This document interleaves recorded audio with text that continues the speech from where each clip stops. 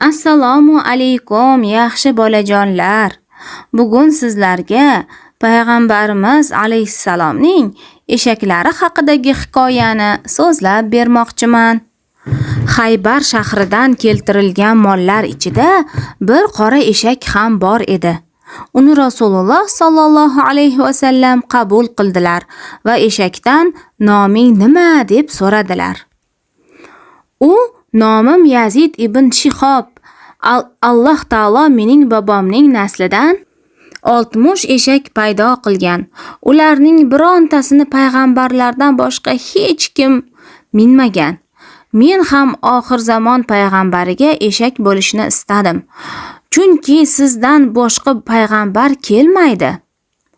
Bizning naslimizning ham eng oxirgi davomchisi men bo'laman. Sizdan oldin men bir yahudiyniki edim. U meni minmoqchi bo'lsa, ataylab qoqilib yiqilgan bo'lardim. Shunda meni u urib, so'kib, och, tashna holda ishlatishga harakat qilardi. Payg'ambarimiz alayhissalom uni Yauf deb ismladilar. Payg'ambarimiz alayhissalom sahobalarni o'sha eshak vositasida chaqirardilar. Eshak boshi bilan eshikni qoqar, chaqirganlarni ishora qilardilar.